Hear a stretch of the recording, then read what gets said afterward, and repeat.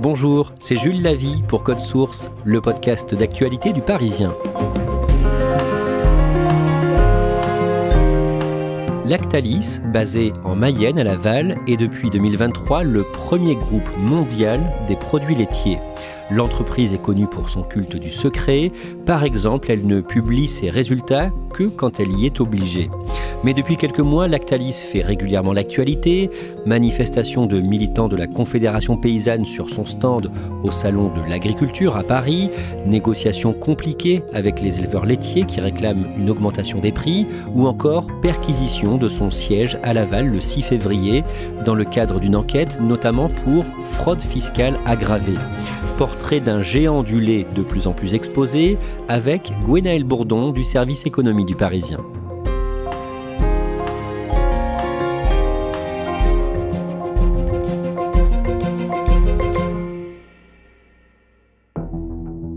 Gwenaëlle Bourdon, le samedi 24 février, c'est le premier jour du Salon de l'Agriculture à Paris et un syndicat du secteur, la Confédération paysanne, organise un coup d'éclat visant Lactalis. Oui, des militants de la Confédération paysanne rentrent dans le Salon de l'Agriculture et ils vont aller déverser du lisier sur le stand de Lactalis sous les yeux des visiteurs. Le fumier vient d'être déposé dans le stand de Lactalis au Salon de l'Agriculture, donc il est en train d'être enlevé par les équipes de nettoyage. Tout ça se déroule dans la foulée de la mobilisation des agriculteurs qui dure déjà depuis plusieurs semaines. Et ce que disent les militants mobilisés, c'est Lactalis gagne beaucoup d'argent et n'en donne pas assez aux éleveurs qui lui fournissent le lait.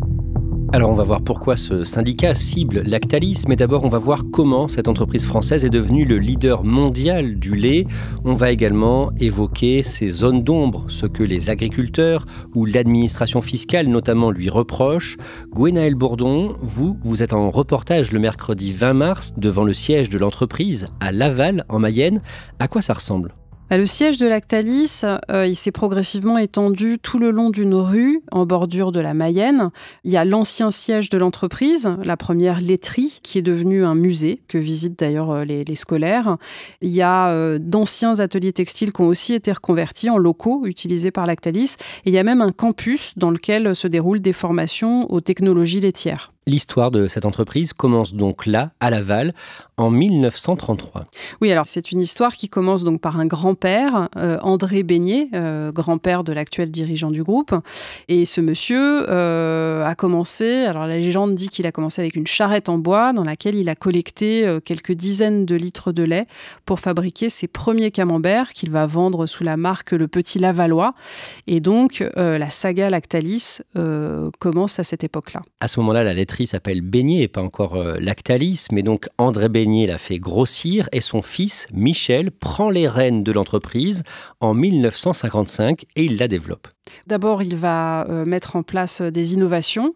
Dans les années 60, c'est lui qui va lancer le premier camembert pasteurisé, alors que traditionnellement, on fabrique le camembert au lait cru. Il va aussi mettre au point la première brique de lait Tetra Pak. Et puis, l'autre axe de développement, c'est qu'il achète des sociétés. Donc, il va acheter Lactel en 1984, Bridel en 1990, Roquefort Société en 1991. Il y en a beaucoup d'autres. Beignet rachetant Valmont, c'est pour eux la pire des hypothèses qui se concrétise. Le loup normand entre bel et bien dans les étables à vaches du Massif central, avec tout son poids, tout son appétit de premier groupe laitier de France. Beignet, c'est à la fois Lactel, Bridel ou le camembert de président, pour ne citer que ces marques. Il s'appelle Michel Beignet, il était déjà le propriétaire de la laiterie Valmont de Rodez, le voilà maintenant patron à Roquefort. Et au début des années 80, le groupe Beignet s'implante aux États-Unis en ouvrant une première usine dans le Wisconsin. En 2000, le 11 juin, Michel Beignet meurt brutalement à 72 ans d'une crise cardiaque. L'un de ses enfants, Emmanuel, 30 ans à ce moment-là, passe aux commandes et il fait encore grossir Lactalis en rachetant beaucoup d'autres entreprises. Oui, alors le groupe a pris le nom de Lactalis en 1999 et c'est un nom beaucoup plus lisible, beaucoup plus entendable à l'étranger, à l'international. Beignet change de nom et de stratégie. Le premier groupe laitier européen s'appelle désormais Lactalis. Objectif affiché de ce mastodonte, développer sa production aux États-Unis. Dans 5 ans, la moitié du chiffre d'affaires devrait provenir des exportations. Et effectivement, Emmanuel Beignet, il va faire prendre un tournant au groupe en rachetant des sociétés et en transformant Lactalis en multinationale. Donc, par exemple, en 2006, il achète l'entreprise italienne Galbani. Et puis en 2011, il va mettre la main sur un géant, toujours en Italie, c'est le groupe Parmalat. Ça va d'ailleurs provoquer beaucoup de réactions à l'époque en Italie, parce qu'on considère Parmalat comme un fleuron de l'économie italienne. Au total, en 20 ans, Lactalis va procéder à une centaine d'acquisitions, s'implanter dans des pays comme le Brésil, comme l'Inde, et puis par exemple mettre la main sur un bout du groupe américain Kraft Heinz. Heinz, c'est la marque bien connue de ketchup. Bon là, il rachète la division fromage de ce groupe. Gwenaël Bourdon, cet homme, Emmanuel Beignet, il est très discret. Oui, jusqu'en 2018, il ne donne aucune interview à la presse. Et c'est surtout de là que vient sa réputation de grande discrétion. Après, on dit de lui que c'est pas quelqu'un qui vit dans le luxe ou de façon ostentatoire. Donc, on raconte qu'il roule dans une vieille 508, que quand il prend le TGV, il n'est reconnu par personne. Au-delà de l'aspect personnel, l'entreprise elle-même cultive sa discrétion. D'abord, Lactalis ne met jamais son nom sur les produits qu'il commercialise. Et puis, c'est un groupe qui ne compte que 3 actionnaires, Emmanuel Beignet, son frère et sa sœur. Il n'est pas en bourse. Et il ne publie ses résultats que sous la pression, par exemple au moment où il rachète Parmalat en Italie. En 2016, Gwenaël Bourdon, il y a une crise du lait. L'entreprise est accusée de payer trop faiblement les producteurs. Oui, et il va y avoir de grosses manifestations devant le siège de Laval. En Mayenne, la colère des producteurs de lait qui ne faiblit pas. Après une nuit de blocage devant l'usine du géant Lactalis, plusieurs centaines de manifestants ont poursuivi le mouvement aujourd'hui. Une réunion de conciliation est prévue jeudi à Paris. Alors on est dans un contexte particulier parce que c'est 1 an après la fin des quotas laitiers. L'Union européenne a mis fin au système des quotas laitiers au printemps 2015. C'est un système qui prévalait depuis une trentaine d'années et en fait qui régulait les volumes de production. Et en France notamment, la production va augmenter, les volumes vont augmenter et du coup, les prix vont reculer, beaucoup reculer. Et Lactalis va faire baisser ses prix de façon très importante et c'est ça qui provoque la colère des éleveurs laitiers. Et d'ailleurs, au terme de cette colère, Lactalis va revoir ses prix un peu à la hausse. En 2018, l'entreprise Lactalis est ébranlée par un scandale sanitaire. Du lait pour bébé, fabriqué dans son usine de Cran, en Mayenne, est retiré de la vente. Il est contaminé par une bactérie. C'est un scandale de grande ampleur. Oui, alors en fait, ça commence en décembre 2017. La Direction générale de la santé ordonne un premier retrait de 12 lots de lait infantile contaminés par des salmonelles. Et assez rapidement, on va se rendre compte qu'il y a plusieurs dizaines de nourrissons qui ont été intoxiqués par cette bactérie. Et puis, ça va prendre une autre ampleur parce que quelques semaines plus tard, Lactalis va être obligé de procéder au retrait de près de 12 millions de boîtes de lait dans 83 pays. À ce moment-là, Emmanuel Beignet est obligé de s'exposer. Il répond à un journal, le Journal du Dimanche, et aussi aux questions des parlementaires. Oui, le Journal du Dimanche va publier cette interview en se targuant de faire parler l'homme qui ne parle jamais. Dans cette interview, Emmanuel Beignet va répondre à de nombreuses questions, notamment sur cette crise du lait infantile. Il concède que des erreurs humaines ont peut-être été commises et il assure qu'il ne va rien dissimuler aux victimes, aux familles de victimes et au pouvoir public. La même année, plusieurs médias, notamment Mediapart et Les Jours, révèlent que Lactalis a recours à des filiales à l'étranger pour payer moins d'impôts en France. Oui, ils décrivent l'existence de plusieurs filiales financières en Belgique et au Luxembourg, où le groupe oriente une partie de ses bénéfices pour payer moins d'impôts en France. Et selon le média Disclose, le préjudice pour le fisc français pourrait avoir atteint jusqu'à 220 millions d'euros entre 2013 et 2018. Gwenaël Bourdon, Lactalis fait l'objet de plusieurs enquêtes sur ce terrain. Oui, il est visé d'une part par un redressement fiscal et puis d'autre part, le parquet national financier a ouvert une enquête préliminaire pour fraude fiscale aggravée et blanchiment de fraude fiscale aggravée. Autre problème, Gwenaël Bourdon, Lactalis est condamné à plusieurs reprises pour la pollution de rivières par le rejet de ses eaux usées.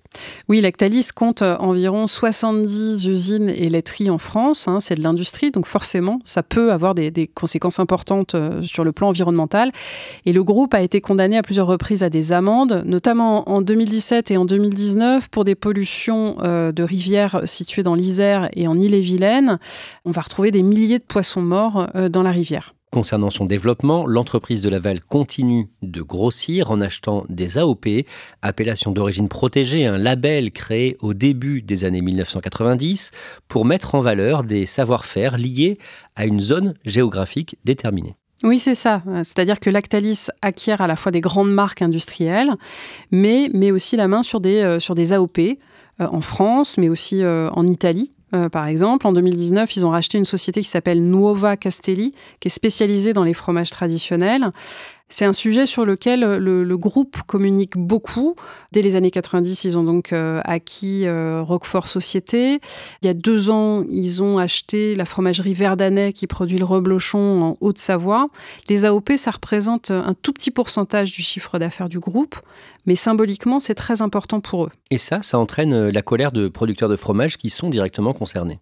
Oui, certains dénoncent ce qu'ils appellent une privatisation des AOP. En fait, ils accusent Lactalis de vouloir alléger le cahier des charges de fabrication d'un fromage AOP, notamment pour réduire les coûts, mais qui de ce fait perdre en authenticité au fromage. À l'inverse, les défenseurs de Lactalis vont dire qu'il y a des AOP qui sont aujourd'hui en perte de vitesse et que quand il y a un groupe mondial comme Lactalis qui rachète, ça permet aussi à ces AOP de survivre. Vous le disiez, pour l'instant, c'est une toute petite partie de l'activité de Lactalis. Est-ce qu'on sait pourquoi ce géant mondial s'intéresse aux AOP ? Officiellement, Emmanuel Beignet dit vouloir constituer le plateau de fromage le plus varié possible. Certains pensent aussi que c'est une façon de mettre la main sur un portefeuille laitier qui va servir à autre chose que simplement à faire des AOP. Au début des années 2020, que pèse Lactalis au niveau mondial ? Le groupe compte des usines, des laiteries dans une 50aine de pays. Ses produits sont vendus dans 180 pays. C'est un empire sur lequel le soleil ne se couche jamais. Au printemps 2023, Lactalis devient le leader mondial du secteur. Oui, il annonce un chiffre d'affaires de 28 milliards d'euros pour l'année 2022. Et donc, il passe devant un autre Français, le groupe Danone, et devient donc leader mondial du secteur. Ça, j'imagine que pour le patron, Emmanuel Beignet, c'est une forme d'accomplissement ? Oui, des personnes qui l'ont approché disent que pour lui, c'est effectivement un moment extrêmement important. Concrètement, Gwenaëlle Bourdon, une grande partie du lait vendu dans le monde par Lactalis est vendu sous forme de poudre. Expliquez-nous ça. Par exemple, sur la totalité des volumes de lait collectés en France, il y a 1 litre sur 2 qui part à l'international. Et donc, il va partir en partie sous forme de produits transformés, de yaourt, etc. Mais une partie de ce lait exporté l'est sous forme de poudre, ce qui permet de le conserver, et puis ensuite de le réutiliser dans l'industrie laitière. Et on en arrive à l'actualité la plus récente. Pendant l'année 2023, Gwenaëlle Bourdon, les négociations entre Lactalis et les producteurs de lait se tendent. Oui, à partir de l'été 2023, manifestement, les choses deviennent très compliquées entre eux. Il y a d'un côté les éleveurs laitiers qui font valoir le fait que leurs coûts de production ont augmenté. Et puis de l'autre côté, le groupe Lactalis qui invoque une baisse des cours mondiaux et qui dit donc qu'il doit pouvoir acheter le lait à un prix raisonnable. Et donc, le représentant de l'Union nationale des éleveurs laitiers qui livre Lactalis dit à partir de l'été 2023, le dialogue devient impossible. Et avant même le mouvement de colère des agriculteurs au début de l'année 2024, Lactalis est régulièrement montré du doigt par les éleveurs laitiers. Les premières manifestations vont avoir lieu aux abords du siège de Lactalis à Laval. Et ce que disent les éleveurs laitiers, c'est que Lactalis propose un prix qui n'est pas du tout en rapport avec leur coût de production.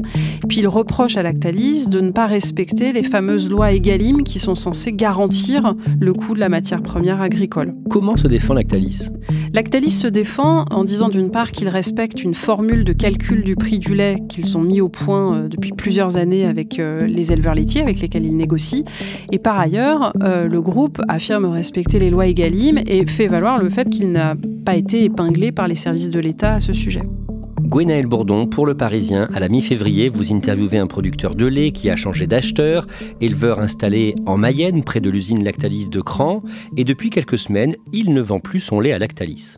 Oui, il a rompu son contrat avec Lactalis. Il livrait son lait à Lactalis depuis 50 ans, donc depuis plusieurs générations. Et là, il a trouvé un nouveau client, c'est la laiterie LSDH, qui est partenaire de la marque C'est qui le patron. Cet éleveur n'est pas le seul à avoir franchi le pas. Il y a un petit groupe d'éleveurs qui quittent Lactalis pour aller fournir cette nouvelle usine. La première motivation, c'est le prix auquel on leur achète le lait, puisqu'en ce début d'année 2024, Lactalis propose 420 € pour 1000 litres de lait. Et là, cette nouvelle laiterie propose 489 € pour 1000 litres de lait. Pour 100 000 litres livrés, ça fait une différence de 7 000 € et c'est énorme. Le mercredi 21 février, des militants de la Confédération paysanne ont fait intrusion au siège de Lactalis à Laval. Lactalis, c'est l'emblème mondial et national d'entreprises qui sont prédateurs de notre travail, du prix de nos produits et finalement du travail des paysans. Il y a eu aussi l'action dont on parlait au début de ce podcast au Salon de l'Agriculture le 24 février, puis une seconde 3 jours plus tard. Gwenaëlle Bourdon, Lactalis est devenu un symbole aujourd'hui en France ? Oui, Lactalis, c'est le géant mondial du secteur et les militants de la Confédération paysanne disent ce groupe gagne des milliards et ça ne ruisselle pas jusqu'à nos agriculteurs. Dans l'affaire du scandale du lait infantile contaminé, Lactalis est actuellement mise en examen pour tromperie aggravée et blessures involontaires. L'instruction est donc toujours en cours. Concernant l'enquête pour fraude fiscale aggravée et blanchiment de fraude fiscale aggravée, Gwenaëlle Bourdon, le mardi 6 février, le siège de Lactalis à Laval a été perquisitionné. Oui, et les perquisitions vont aussi concerner les bureaux parisiens de Lactalis qui sont situés dans la tour Montparnasse et l'hôtel particulier d'Emmanuel Beignet qui est également à Paris. Donc ces perquisitions, elles sont menées dans le cadre de l'enquête du parquet national financier et elles braquent à nouveau les projecteurs sur le groupe Lactalis qui n'en avait pas besoin puisqu'il est déjà au cœur des tensions en pleine discussion autour du prix du lait avec les éleveurs. Gwenaëlle Bourdon, vous étiez donc en reportage à Laval, près du siège historique de l'entreprise, le mercredi 20 mars. Est-ce que les habitants sont fiers d'avoir près de chez eux un géant mondial de l'industrie agroalimentaire ? Certains expriment de la fierté parce que Lactalis a contribué à faire connaître le nom de Laval au-delà des frontières du département. D'autres n'expriment pas de fierté, mais en tout cas reconnaissent que c'est un acteur majeur. C'est le premier employeur privé du territoire. Le groupe fait travailler 3300 personnes sur le territoire, c'est beaucoup. Et donc c'est un acteur incontournable.